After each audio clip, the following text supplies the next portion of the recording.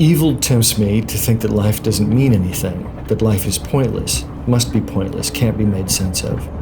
When I see the evidence of that vast cruelty at Auschwitz, on the one hand, I can't help but think there's no way to make sense of it. No way to understand how life can be worth living in the face of that. On the other hand, I feel that life and its evils must mean something, must be redeemable somehow. For me, I must at least try to make sense of Auschwitz, or I can't go on, or I want to die. I'm torn in those two directions. So visiting Auschwitz is like a pilgrimage for me. For me, it's about exploring one of the darkest parts of human history, confronting myself, confronting the cosmos, to see if I can't somehow find a reason not to despair in the face of it.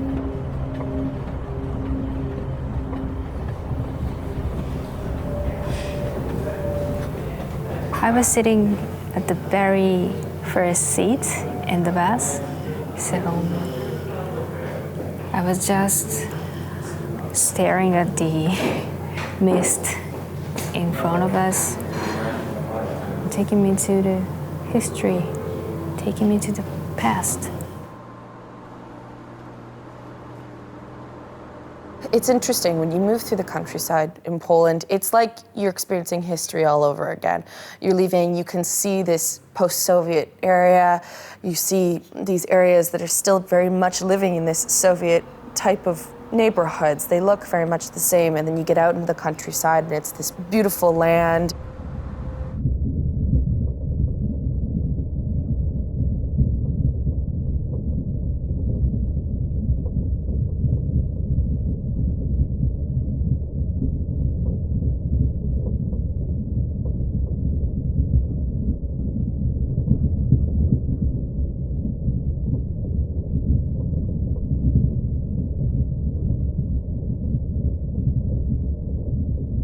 Then all of a sudden you're into Auschwitz, the town that Auschwitz is in, and it's very quiet. It's almost deserted, and it's very odd that this town, in a way that it still exists, even though its center attraction is this horrifying place.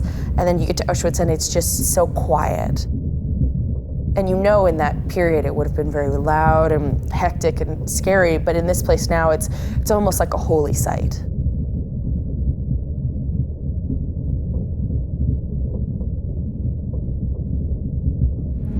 You see something nice, something new, a hope. That's what I see when I enter the gate. And then suddenly, we went to the blocks where there were many exhibitions. I start to have, it suddenly feel very heavy in my chest when I saw the remainings of these victims. I can easily imagine the operators and Nazi German leaders, very intelligent.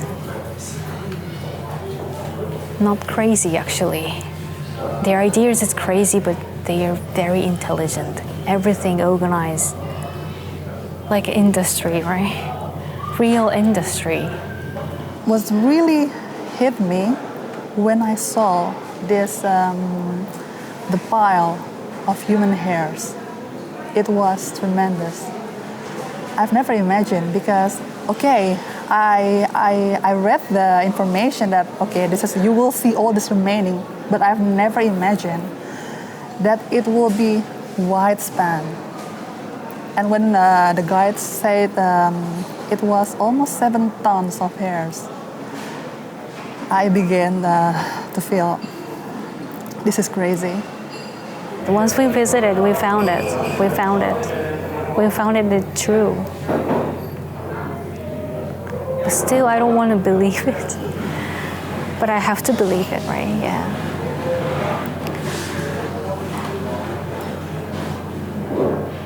Now I'm thinking, who am I? Like, you know what I mean? Mm-hmm. Human natures. Mm-hmm. Our group, a lot of them, they were quiet. It was just we were going, seeing, in a very total silence.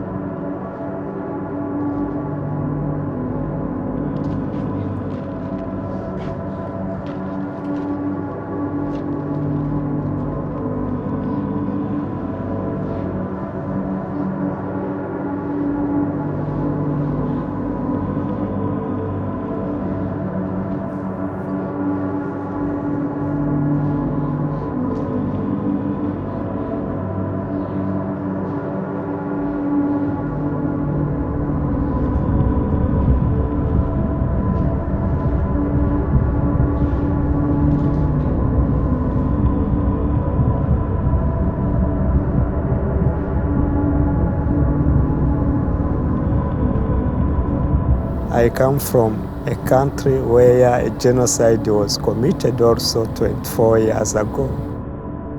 My most interest in genocide discourse is how the past is being taught to young generation.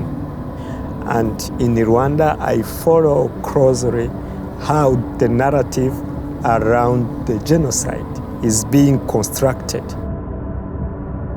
The outlook of the country is very nice, but the problem is inside. There is a history that is designed by the government. Even if you are a survivor and you want to talk about your story, your experience with genocide in Rwanda, you make sure you fit that government design. If you don't follow that design, it's a crime in Rwanda, and it can be even genocide denial.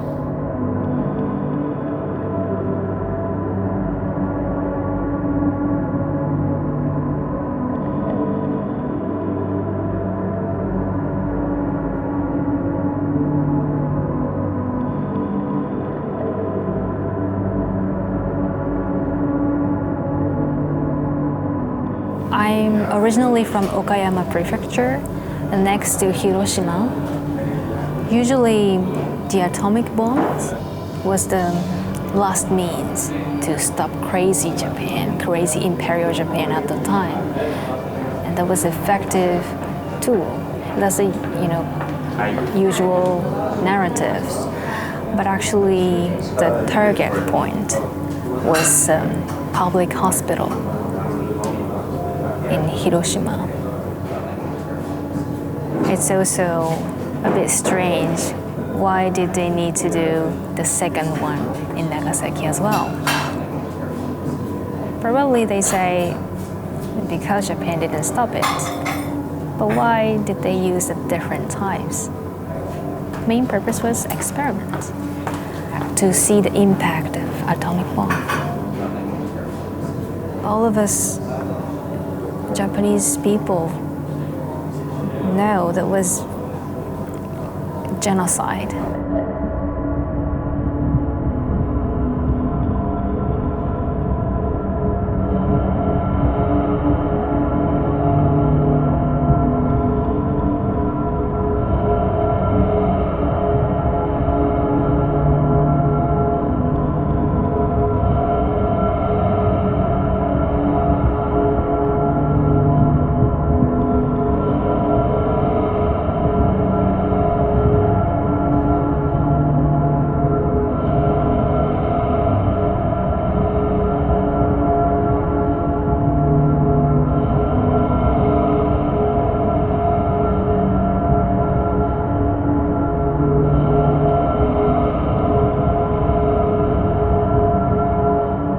The truth, the narrative should be in the responsibility of the people. People to do that job, they need to be free. That's why I stress the freedom of expression, the freedom of speech, very important. If we let political spheres to do that, they will manipulate the truth. They will use the narrative in the way that benefit to them, which is not benefiting to the whole.